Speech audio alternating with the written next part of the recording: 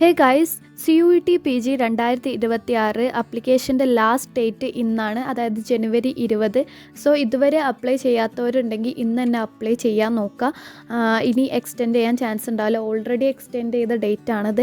അപ്പോൾ ഇനി എക്സ്റ്റെൻഡ് ചെയ്യാൻ ചിലപ്പോൾ ചാൻസ് ഉണ്ടാവില്ല. സോ ഇന്ന് തന്നെ നിങ്ങൾ അപ്ലൈ ചെയ്യാൻ നോക്കുക. അപ്പോൾ എങ്ങനെയൊക്കെ അപ്ലൈ ചെയ്യാമെന്നുള്ളതും എന്തൊക്കെ കാര്യങ്ങൾ ശ്രദ്ധിക്കണം എന്നുള്ളത് ഞാൻ വളരെ ഈസി ആയിട്ട് പറഞ്ഞു പോവാണ് ഈ വീഡിയോയിൽ, കാരണം ഇനി ടൈമൊന്നുമില്ലല്ലോ.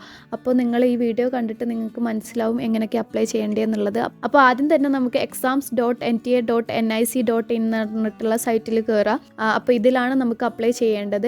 CUET PG എന്ന് അവിടെ ക്ലിക്ക് ചെയ്യുമ്പോൾ ഒരു വിൻഡോ ഓപ്പൺ ആയിട്ട് വരും. ഇതിൽ നിങ്ങൾക്ക് ആവശ്യമുള്ള എല്ലാ ഡീറ്റെയിൽസും, അതായത് ഏതൊക്കെ യൂണിവേഴ്സിറ്റീസ്, അങ്ങനെ സിലബസ്, കാര്യങ്ങൾ, എലിജിബിലിറ്റി ക്രൈറ്റീരിയ ഒക്കെ കിട്ടാനുള്ള എല്ലാ ഡീറ്റെയിൽസും ഈ ഒരു സെക്ഷനിലുണ്ട്.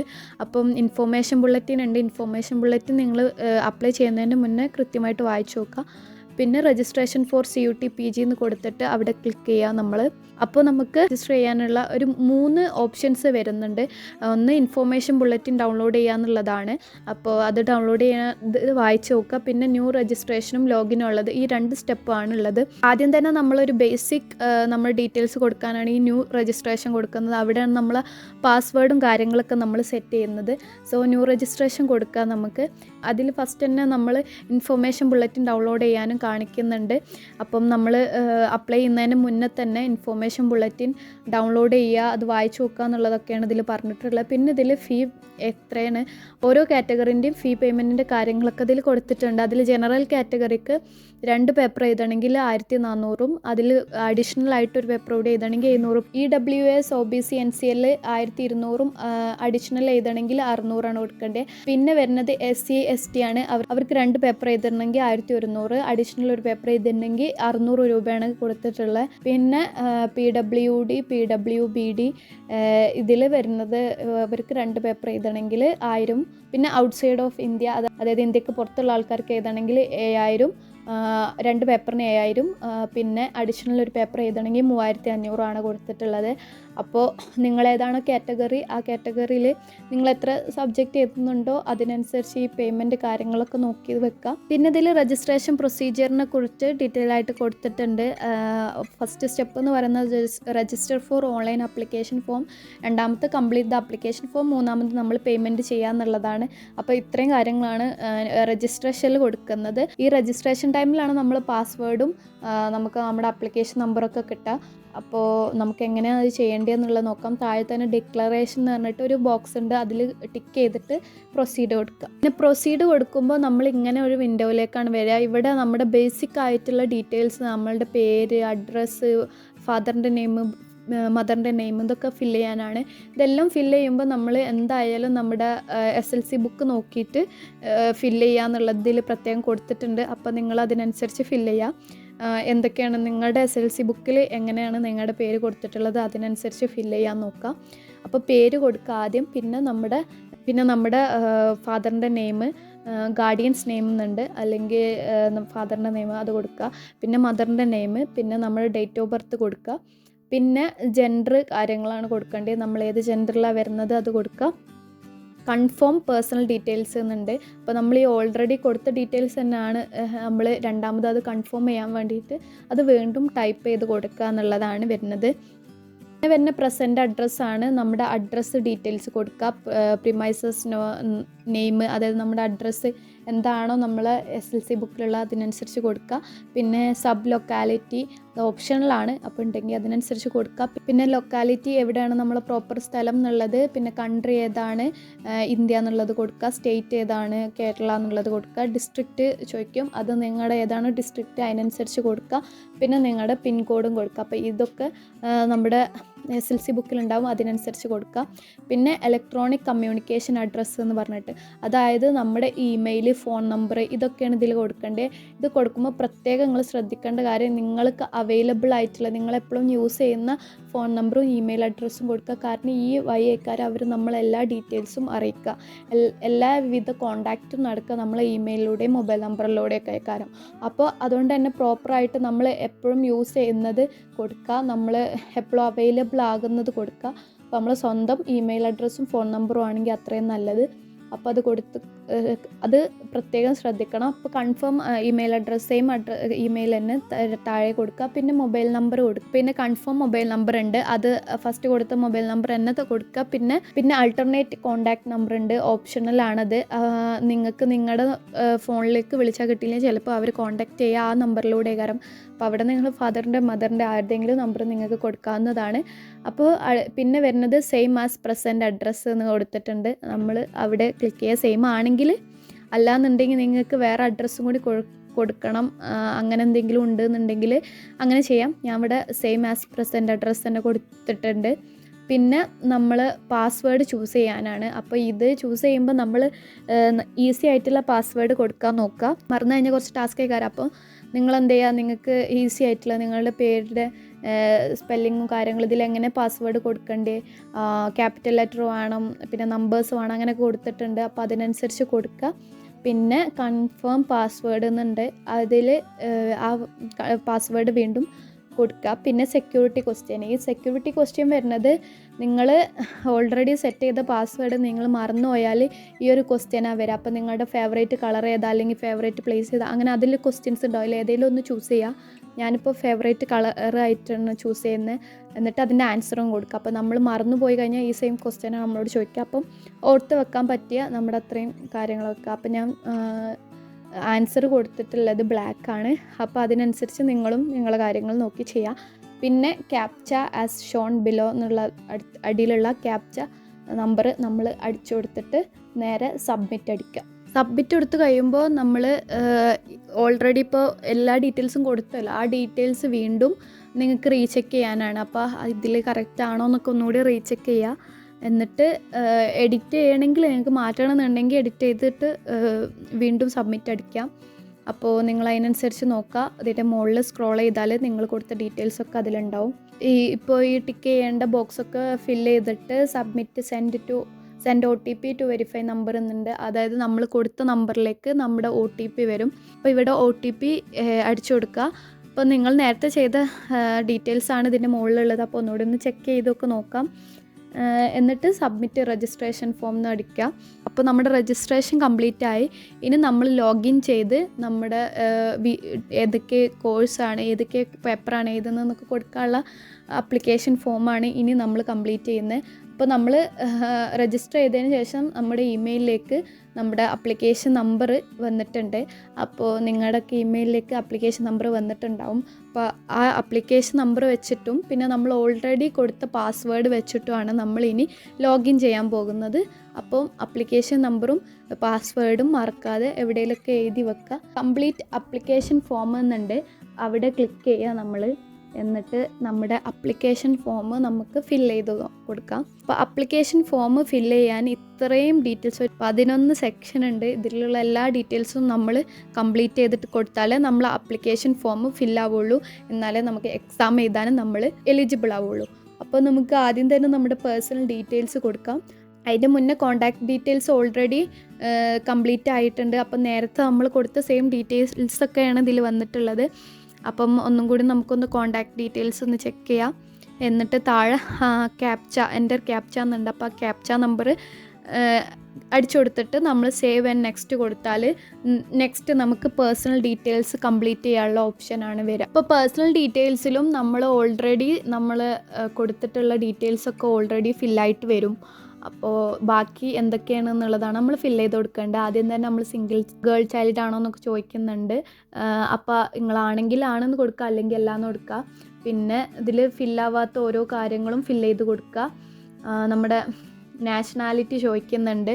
പിന്നെ നമ്മുടെ സ്റ്റേറ്റ് ഓഫ് ഡൊമിസിൽ അത് കൊടുക്കുക. നാഷണാലിറ്റി ഇന്ത്യ, നമ്മളെ സ്റ്റേറ്റ് എന്ന് വരുന്നത് കേരള. അപ്പോൾ കേരള എന്നുള്ളത് കൊടുക്കുക. പിന്നെ നമ്മുടെ കാറ്റഗറി ഏതാണെന്ന് ചോദിക്കുന്നുണ്ട്. നിങ്ങൾ ഏത് കാറ്റഗറിയിൽ, ജനറൽ ആണോ, OBC ആണോ, SC/ST ആണോ എന്നുള്ളത് നോക്കിയിട്ട് അതിനനുസരിച്ച് കൊടുക്കുക. പിന്നെ ഞാൻ ഓൾറെഡി ഇത് പറഞ്ഞിരുന്നു, OBC NCL എന്ന് പറഞ്ഞിട്ടൊരു സർട്ടിഫിക്കറ്റ് ഉണ്ട്.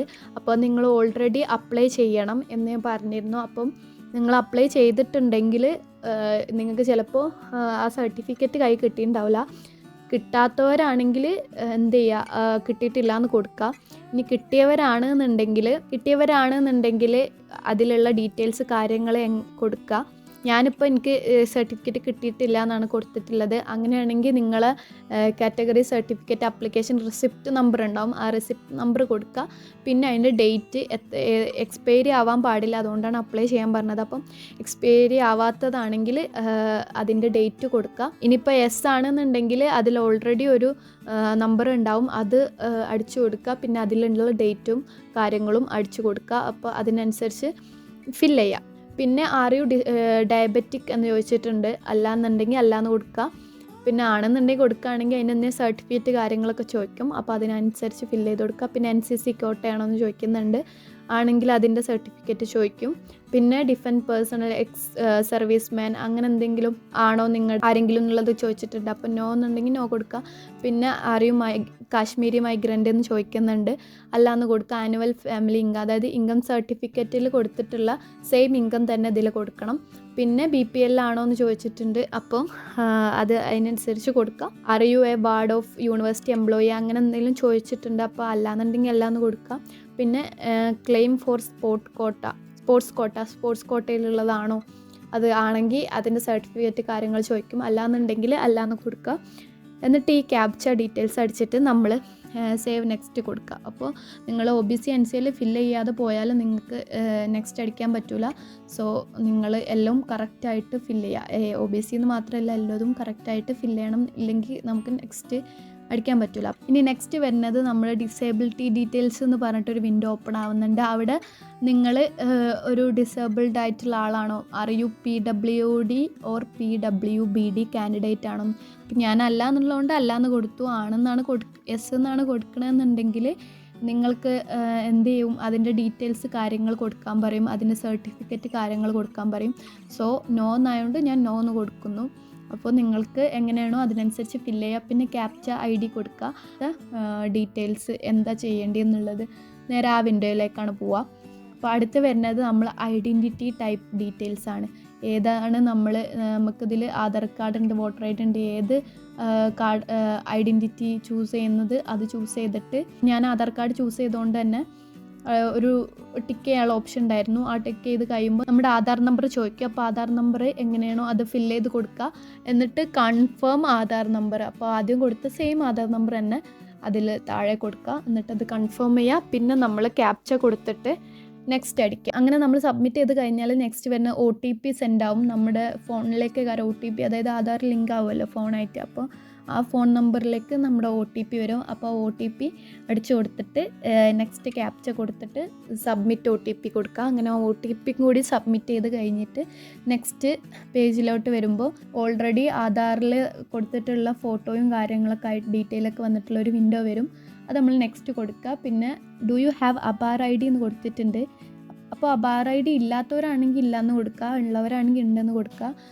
അപ്പോൾ ഇല്ലാത്തൊരു ടെൻഷൻ ആവണ്ട, ഉണ്ടെങ്കിൽ മാത്രം കൊടുത്താൽ മതി. അപ്പോൾ യെസ് എന്നുള്ളിടത്ത് യെസ് കൊടുക്കുക, നോ എന്നുള്ളിടത്ത് നോ ആണെങ്കിൽ നോ കൊടുക്കുക. അപ്പോൾ എൻ്റെ അടുത്ത് ഇല്ലാത്തതുകൊണ്ട് ഞാൻ നോ കൊടുക്കുകയാണ്. അങ്ങനെ നമുക്ക് നേരെ സബ്മിറ്റ് കൊടുത്തിട്ട് നെക്സ്റ്റ് ഡീറ്റെയിൽസ് എന്താണെന്ന് നോക്കിയിട്ട് അതിനനുസരിച്ച് അത് ഫില്ല് ചെയ്യാം.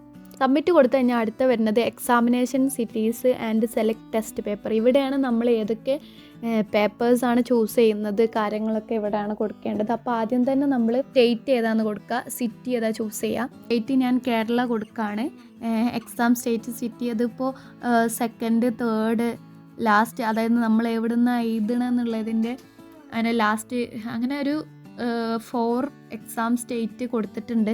അപ്പോൾ അതിനനുസരിച്ച് നിങ്ങൾ ചൂസ് ചെയ്യാൻ. ഫുൾ കേരളമാണ് ചൂസ് ചെയ്തിട്ടുള്ളത്. ഫാദറിൻ്റെ ഒക്യുപ്പേഷൻ കാര്യങ്ങൾ കൊടുക്കുന്നുണ്ട്, അതായത് നമ്മുടെ ഫാദർ എന്താണ് ചെയ്യുന്നത് കാര്യങ്ങൾ. പിന്നെ ഫാദറിൻ്റെ ക്വാളിഫിക്കേഷൻ ഡീറ്റെയിൽസ് ചോദിക്കുന്നുണ്ട്. അപ്പോൾ അതിനനുസരിച്ച് കൊടുക്കുക. നിങ്ങൾ ഫാദറിൻ്റെ ക്വാളിഫിക്കേഷൻ എന്താണോ അത് കൊടുക്കുക. പിന്നെ മദറിൻ്റെ ജോലി എന്താണെന്ന് ചോദിക്കുന്നുണ്ട്. പിന്നെ മദറിൻ്റെ ക്വാളിഫിക്കേഷൻ ഡീറ്റെയിൽസും ചോദിക്കുന്നുണ്ട്. അപ്പോൾ അതും അതിനനുസരിച്ച് കൊടുക്കുക. പിന്നെ വരുന്ന ടെസ്റ്റ് പേപ്പർ 1, 2, 3, 4 ആണ്. അപ്പോൾ നമുക്ക് 4 ടെസ്റ്റ് പേപ്പേഴ്സ് ഇവിടെ ചൂസ് ചെയ്യാൻ പറ്റും. അപ്പോൾ ഏതൊക്കെ പേപ്പറാണ് നിങ്ങൾ ചൂസ് ചെയ്യുന്നതെന്നുള്ളത് അതിനനുസരിച്ച് ചൂസ് ചെയ്യാൻ നോക്കുക. അപ്പോൾ നമ്മളിപ്പോൾ ആദ്യം തന്നെ മാസ് കമ്മ്യൂണിക്കേഷനാണ് ചൂസ് ചെയ്യുന്നത്. അപ്പോൾ ഒന്ന് മാസ് കമ്മ്യൂണിക്കേഷൻ ചൂസ് ചെയ്യുമ്പോൾ അത് അവിടെ മാസ് കമ്മ്യൂണിക്കേഷൻ അതിൻ്റെ കോഡ് നമ്പറൊക്കെ ഉണ്ടാവും. പിന്നെ നമ്മൾ ടെസ്റ്റ് പേപ്പർ 2 ഏതാണോ ചൂസ് ചെയ്യുന്നത് അത് അതിനനുസരിച്ച് ചൂസ് ചെയ്യുക. ഇനി നിങ്ങൾ ടെസ്റ്റ് പേപ്പർ ചൂസ് ചെയ്യണം ഇല്ലയെന്നുണ്ടെങ്കിൽ അവിടെ നോട്ട് അപ്ലിക്കബിൾ എന്ന് പ്രത്യേകം കൊടുക്കുക. ഇല്ലയെന്നുണ്ടെങ്കിൽ നിങ്ങളുടെ ഈ ഒരു പ്രൊസീജിയർ മുന്നോട്ട് പോകില്ല. സോ നോട്ട് അപ്ലിക്കബിൾ എന്നുള്ളത് കൊടുക്കുക. അങ്ങനെ നമ്മൾ ടെസ്റ്റ് പേപ്പർ 3ഉം 4ഉം അങ്ങനെ നോട്ട് അപ്ലിക്കബിൾ എന്ന് കൊടുക്കുകയാണ്. അപ്പോൾ നിങ്ങൾ ഇനിയിപ്പോൾ ഫുള്ള് ചൂസ് ചെയ്യുകയാണെന്നുണ്ടെങ്കിൽ ഫുള്ള് കൊടുക്കുക. ഇനിയിപ്പോൾ നിങ്ങൾ 2 പേപ്പർ ചൂസ് ചെയ്യണില്ല എന്നുണ്ടെങ്കിൽ അവിടെ നോട്ട് അപ്ലിക്കബിൾ കൊടുത്തിട്ട് പിന്നെ നമ്മൾ നേരെ നമ്മുടെ സെലക്ട് എക്സാം സിറ്റിയാണ്. അപ്പോൾ എവിടെയൊക്കെ പോയിട്ടാണ് നമ്മൾ എക്സാം എഴുതണം. അപ്പോൾ നമ്മുടെ മെയിൻ സ്ഥലം ആദ്യം കൊടുക്കുക. ഞാൻ അവിടെ മലപ്പുറം കൊടുക്കുന്നുണ്ട്. അപ്പോൾ നിങ്ങൾ ഏതാണോ ഡിസ്ട്രിക്റ്റ് വരുന്നത് അവിടെ ഫസ്റ്റ് കൊടുക്കുക. പിന്നെ ബാക്കി ഓരോ ഡിസ്ട്രിക്റ്റ് സെലക്ട് ചെയ്യുക. അപ്പോൾ അതിൽ സെയിം ഡിസ്ട്രിക്റ്റ് തന്നെ വീണ്ടും വീണ്ടും സെലക്ട് ചെയ്യാൻ പറ്റില്ല. അപ്പം നിങ്ങൾ എന്ത് ചെയ്യുക, വേറെ ഡിസ്ട്രിക്റ്റ് ചൂസ് ചെയ്ത് കൊടുക്കുക. ഓക്കെ, അങ്ങനെ നമ്മൾ ക്യാപ്ച അടിച്ച് മുന്നോട്ട് പോകുമ്പോൾ നെക്സ്റ്റ് വിൻഡോ എന്ന് വരുന്നത് നമ്മുടെ ക്വാളിഫിക്കേഷൻ ഡീറ്റെയിൽസ് ആണ്. ക്വാളിഫിക്കേഷൻ ഡീറ്റെയിൽസിൽ നമ്മൾ 10ാം ക്ലാസ് ഡീറ്റെയിൽസ്, +2 പിന്നെ ഡിഗ്രി. അപ്പോൾ 10ാം ക്ലാസ്സിൽ പാസ്സാണോ എന്നുള്ളത് കൊടുക്കുക.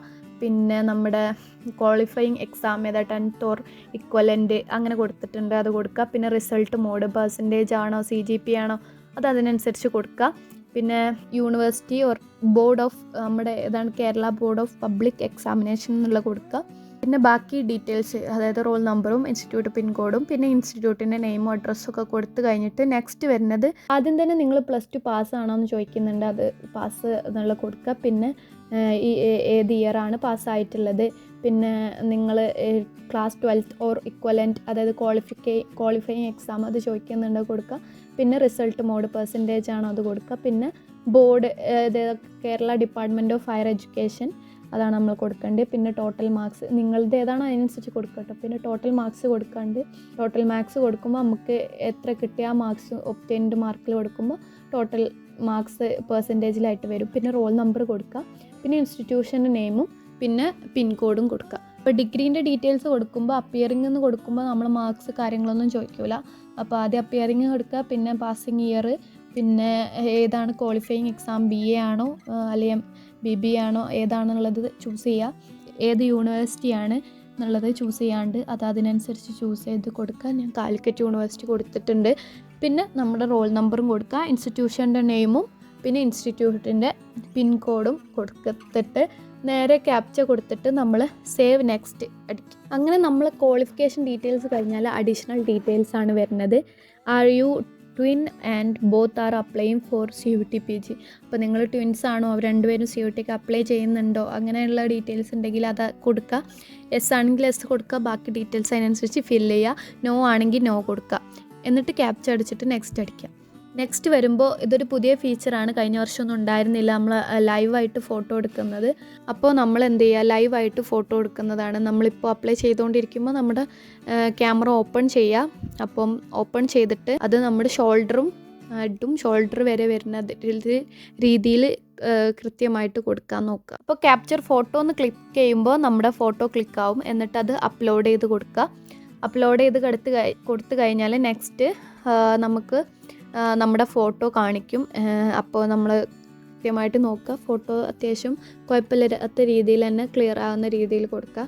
എന്നിട്ട് സേവ് നെക്സ്റ്റ് കൊടുത്തിട്ട് അടുത്ത് ബാക്കി ഡീറ്റെയിൽസ് നമ്മുടെ ഡോക്യുമെൻ്റ് അപ്ലോഡിംഗ് ആണ് വരുന്നത്. അപ്പോൾ നെക്സ്റ്റ് ഡോക്യുമെൻ്റ് അപ്ലോഡിങ് ഫില്ല് ചെയ്ത് കൊടുക്കുക. ഡോക്യുമെൻ്റ് അപ്ലോഡിങ്ങിൽ മെയിനായിട്ട് നമ്മുടെ പാസ്പോർട്ട് സൈസ് ഫോട്ടോയും പിന്നെ സിഗ്നേച്ചറുമാണ് ചോദിക്കുന്നത്. അപ്പോൾ passport size photo minimum 10 KB അല്ലെങ്കിൽ മാക്സിമം 200 KB വരെ സൈസ് പോകാൻ പറ്റുള്ളൂ. അപ്പം നമ്മുടെ ചെവിയൊക്കെ കാണുന്ന രീതിയിൽ ഫോട്ടോ എടുക്കണം.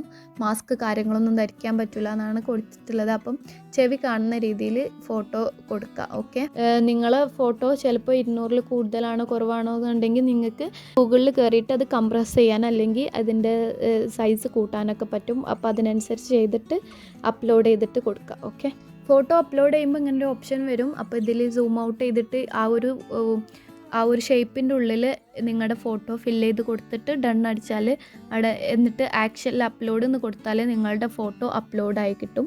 അപ്പോൾ അങ്ങനെ അപ്ലോഡ് ചെയ്ത് കൊടുക്കുക. സിഗ്നേച്ചർ അപ്ലോഡ് ചെയ്ത് കൊടുക്കാനാണ്. സിഗ്നേച്ചർ അപ്ലോഡ് ചെയ്യുമ്പോൾ നിങ്ങൾ ഒരു പേപ്പറിൽ നിങ്ങളുടെ സൈൻ ചെയ്തിട്ട് അത് ഫോട്ടോ എടുത്തിട്ട് അത് മിനിമം 10 KB മാക്സിമം 50 KBക്കുള്ളിൽ സെറ്റ് ചെയ്തിട്ട് ചൂസ് ഫയൽ കൊടുത്തിട്ട് നമ്മൾ അപ്ലോഡ് ചെയ്ത് കൊടുക്കുക.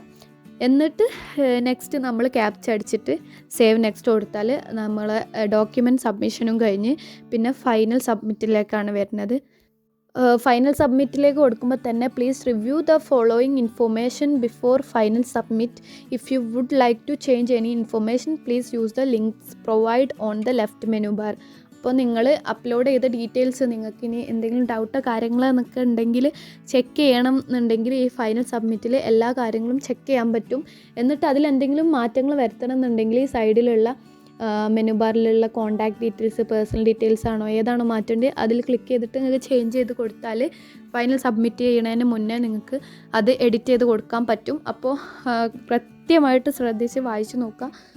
നിങ്ങൾക്ക് എല്ലാ ഡീറ്റെയിൽസും ചിലപ്പം നമുക്ക് എഡിറ്റ് ചെയ്യാൻ പറ്റണമെന്നില്ല കറക്ഷൻ ടൈം വരുമ്പോൾ. അപ്പോൾ നിങ്ങൾ മാക്സിമം ഫുൾ ഇപ്പോൾ തന്നെ ഡീറ്റെയിൽഡായിട്ട് ചെക്ക് ചെയ്തിട്ട് സബ്മിറ്റ് ചെയ്യാം. ലാസ്റ്റ് ഒരു വെരിഫൈ ചെയ്യാനുള്ള കുറച്ച് ക്ലിക്ക് ചെയ്ത് ലാസ്റ്റ് കുറച്ച് നമുക്ക് ടിക്ക് ചെയ്ത് കൊടുക്കാനുള്ള കുറച്ച് ഓപ്ഷൻസ് ഉണ്ട് വെരിഫൈ ചെയ്യാൻ. അപ്പോൾ എല്ലാ കാര്യങ്ങളും ടിക്ക് ചെയ്ത് കൊടുക്കുക. My name, category, document uploads എല്ലാം ചെയ്തില്ല എന്നുള്ളത് ടിക്ക് ചെയ്ത് കൊടുക്കാനാണ്. അപ്പോൾ എല്ലാം ടിക്ക് ചെയ്ത് കൊടുത്തിട്ട് അഗ്രി എന്ന് കൊടുത്തിട്ട് ഫൈനൽ സബ്മിഷനിലേക്ക് പോവാണ്. അങ്ങനെ നമ്മൾ ഫൈനൽ സബ്മിഷൻ കഴിഞ്ഞു. അങ്ങനെ സബ്മിറ്റ് ചെയ്ത് കഴിഞ്ഞ് ഇനി നെക്സ്റ്റ് പ്രോസസ്സ് എന്ന് പറയുന്നത് നമുക്ക് ഇമെയിൽ വെരിഫിക്കേഷനാണ്. അപ്പോൾ പേയ്മെൻറ്റ് ചെയ്യുന്നതിന് മുന്നേ നിങ്ങൾ ഇമെയിൽ വെരിഫൈ ചെയ്യുക. അപ്പോൾ ഇമെയിൽ അറിയാലോ, ഓൾറെഡി ഞാൻ പറഞ്ഞു.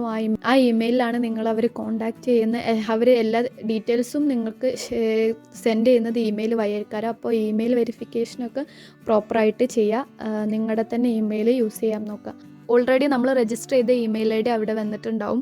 അപ്പോൾ നമ്മൾ ആ ഇമെയിൽ തന്നെയല്ലേ കൊടുക്കുന്ന അതൊക്കെ ഒന്ന് സെറ്റ് ചെയ്തിട്ട് പിന്നെ ക്യാപ്ച ID കൂടി കൊടുത്തിട്ട് സബ്മിറ്റ് ആൻഡ് ഗെറ്റ് OTP എന്ന് കൊടുക്കുക. അപ്പോൾ ഇമെയിലിലേക്ക് OTP വരും.